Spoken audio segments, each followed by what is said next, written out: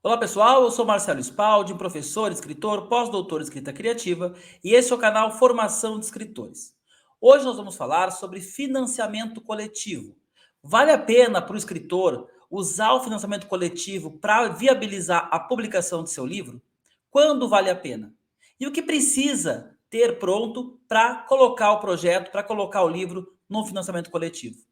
Não deixem de colocar nos comentários se vocês já usaram financiamento coletivo, se vocês compram livros de financiamento coletivo. Curtir aí o nosso vídeo, se inscrever no nosso canal, que depois da vinheta a gente começa então falando de financiamento coletivo.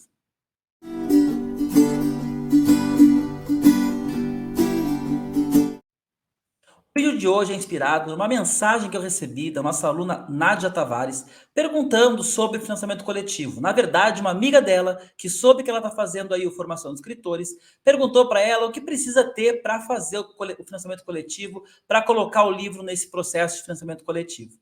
Eu vou responder a Nádia, vou responder a amiga da Nádia, mas antes de dizer o que a gente precisa ter para colocar o livro no financiamento coletivo, eu acho importante dar alguns passos atrás, explicar rapidamente o que é financiamento coletivo, se vale a pena ou quando vale a pena o escritor participar, e aí sim a gente fala sobre o que precisa ter para colocar o seu livro no financiamento coletivo. Vamos começar respondendo o que é o financiamento coletivo. E financiamento coletivo nada mais é do que uma vaquinha. É como se nós, escritores, quiséssemos publicar um livro, aí nós vamos investir na publicação desse livro, e ao invés de primeiro ir lá tirar o dinheiro, fazer a impressão e depois começar a vender, nós vendêssemos o projeto do livro para as pessoas. Aí os amigos, os leitores, os parentes vão comprando esse projeto de livro, eles vão comprando o livro, na verdade, né? Eu quero um livro, eu quero 2 livros, eu quero 3 livros. A gente junta esse dinheiro, arrecada esse dinheiro e depois, então, vai lá, imprime o livro e entrega para as pessoas. Quem está comprando esse projeto sabe que vai demorar um pouquinho para ficar pronto. Afinal, a pessoa está participando de um projeto de um livro. Então, basicamente, financiamento coletivo é esse processo de vaquinha, essa compra antecipada de algo que ainda será elaborado. Normalmente, esses financiamentos coletivos, eles têm cotas com vantagens para quem participar das cotas. Essa vantagem pode ser receber o livro autografado em casa, pode ser receber junto a alguma ilustração do autor ou do livro. E assim, e a criatividade para as cotas ela é enorme. A gente pode criar produtos como canecas, mousepads, a gente pode oferecer algum curso, desconto em alguma coisa, oferecer algum produto físico, pode inclusive oferecer um jantar com as pessoas que comprarem uma cota X, um bate-papo virtual ou presencial para quem comprar uma cota Y. Então, o autor, ele além do livro, ele coloca cotas, coloca vantagens para quem participar do financiamento coletivo. Aqui, só deixa eu aproveitar para fazer um alerta para quem quer criar um financiamento coletivo. Às vezes a pessoa coloca lá uma caneca, só que ela não se dá conta que o custo de correio para enviar um livro com uma caneca é muito maior do que enviar apenas um livro. Então, na hora de montar o financiamento coletivo, é importante que o autor esteja ciente dos custos de envio e de produção, claro, desse material. Mas voltando ao básico, então, o financiamento coletivo é a vaquinha, é aquela ideia de primeiro divulgar e vender o projeto para depois produzir o livro, a peça, a música, enfim, isso é muito usado na área da cultura. Quando vale a pena? Normalmente, ele é usado por autores que não têm uma grana disponível para investir no seu livro, ou por autores que têm muita insegurança sobre o seu público. Eles acham que ninguém vai comprar o livro deles, eles têm muita dúvida sobre isso. Então, antes de se aventurar, investir no livro e começar a divulgar, eles preferem divulgar o projeto para testar o público. E aí, a partir da reação do público, levar o projeto adiante ou não. Porque uma vantagem do financiamento coletivo, especialmente nas ferramentas digitais que nós temos hoje, é que se as pessoas compram o projeto, mas o projeto não alcança a sua meta, ou o projeto alcança uma parte da meta e o autor decide não publicar aquele livro, por exemplo, esse dinheiro é devolvido para quem comprou as cotas. Então, a pessoa que participa do projeto não corre o risco de perder o dinheiro. Ela pode, por isso que não é investimento, tá? Quem compra a cota de financiamento coletivo está comprando um produto, com a diferença que ele vai ser entregue um pouco depois, e aí vai ter alguma vantagem para compensar essa espera, que pode ser o desconto, pode ser o correio ou outra coisa. Então, assim, a pessoa vai lá, compra no financiamento coletivo, se o projeto acaba dando certo, ela recebe seu produto. Se o projeto não vinga, não dá certo, ela recebe o dinheiro de volta. Assim que funciona o financiamento coletivo. Pois bem, então quando o autor ele tem dúvidas sobre o público que ele vai atingir, pode ser interessante para ele ficar mais seguro o financiamento coletivo. Pode ser que ele não consiga vender 200, 300 exemplares, mas ele pode vender 30, 40, 50 e achar que a partir daí já vale a pena sim investir na impressão do livro para depois chegar lá em 100, 120, 150 exemplares vendidos. Então não precisa atingir tudo, porque o autor tem uma segurança de que houve sim interesse pela obra. Outro caso é quando o autor não tem grana, porque, gente, pelo amor de Deus, não vão tirar dinheiro em banco, tirar empréstimo em banco para fazer livro. Não há garantia alguma que esse livro vai vender depois. Então, quando a pessoa não tem ali uma reservinha, um investimento que ela pode sacar para investir no seu livro, ela pode recorrer ao financiamento coletivo, porque daí ela não tem que colocar dinheiro na frente. Ela vai vender o projeto, quando o projeto se pagar, ela vai lá e faz o livro sem mexer em dinheiro. O financiamento coletivo, vale dizer, é a solução que nós temos dado aos autores do Formação de Escritores que querem publicar o livro individual ao final do curso com a nossa editora. A gente acredita que quem tem que pagar o livro do autor iniciante não é nem a editora e nem o autor, é o leitor. Então eu costumo brincar com eles. Se vocês não têm ainda nem 100 pessoas que queiram comprar o livro de vocês, para que publicar o livro agora? Por que não esperar um pouquinho, trabalhar melhor o público, trabalhar melhor o texto e publicar ali adiante? Tá? Então, o financiamento coletivo tem essa vantagem também de a gente já conseguir preparar o público para algo que vai ser lançado. Logo, para quem vale a pena o financiamento coletivo? Para quem tem esse material para divulgar. Então, é para todo autor que vale a pena.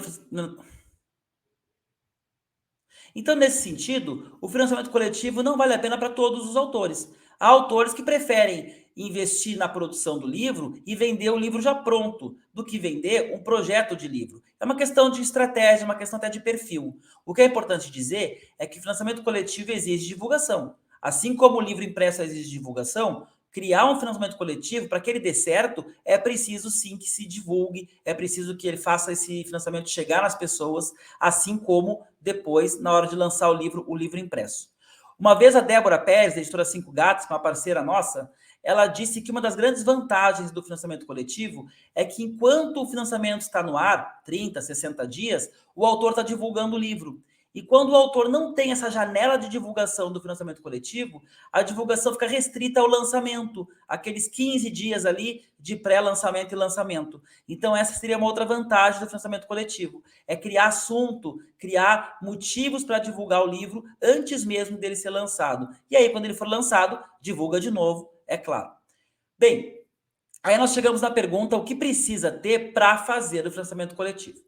Primeiro, gente, eu sempre gosto de ressaltar que editar um livro hoje é fácil, mas parece fácil. Por quê? Porque a pessoa pega o arquivo de Word que ela escreveu de madrugada, vai numa gráfica e eles imprimem o livro. Vai na internet, procura 10, 15 editoras aleatoriamente, manda os originais, das 15 editoras, 14 respondem que adoraram o livro e querem publicar. Elas nem leram. Na verdade, elas querem publicar porque elas vão ganhar na publicação. Então, a gente tem que ter muito cuidado, primeiro, sobre o texto, né? Esse texto já foi lido, já foi revisado, já foi comentado. Por que eu vou lançar como editora? Eu vou lançar independente? Qual a vantagem de um caso e de outro? Como é que vai ser depois a divulgação?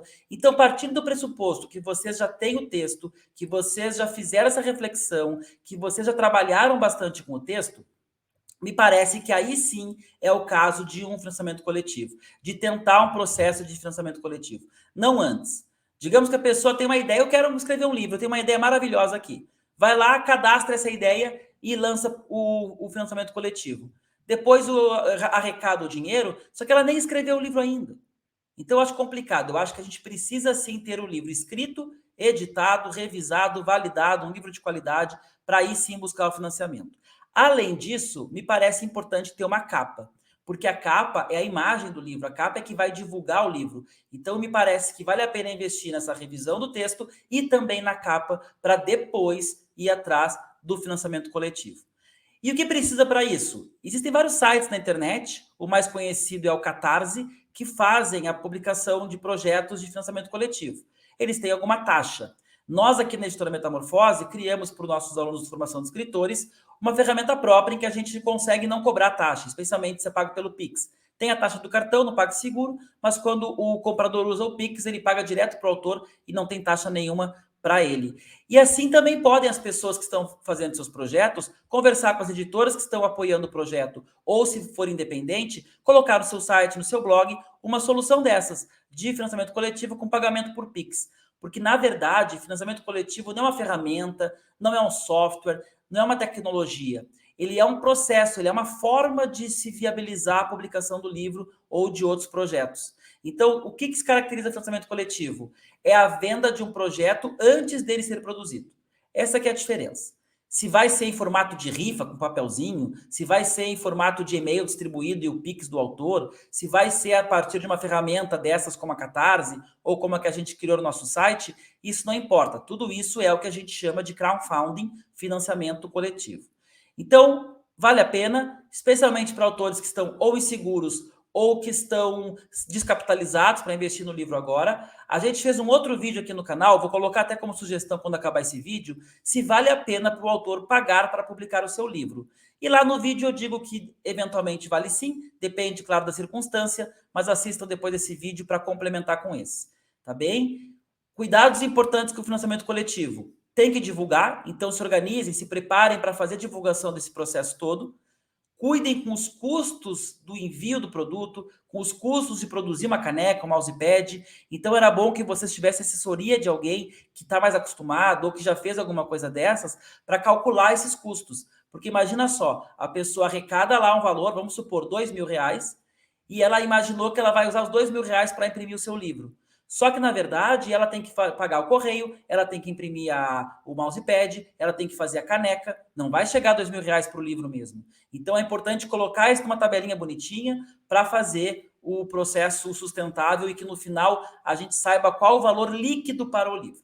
Então, se eu arrecadei R$ 2.000 e R$ 500 ficaram no caminho, seja para pagar o cartão, seja para pagar o correio ou para pagar a produção dos objetos, sobraram R$ 1.500, que aí sim eu posso contar para pagar a editora, a gráfica, enfim, alguma parte aí do processo de edição. Certo, gente? Se gostaram desse vídeo, compartilhem com os colegas de vocês, com os amigos de vocês. Quem quiser mandar pergunta também para a gente, quem sabe, gravar próximos vídeos com as perguntas de vocês, pode mandar para o nosso site, para o nosso e-mail, ou entrar aqui nos comentários do vídeo e deixar a pergunta de vocês que eu respondo aqui no YouTube. E dependendo da pergunta, claro, se for mais pessoal, mando para vocês por e-mail. Um abraço e até o próximo vídeo.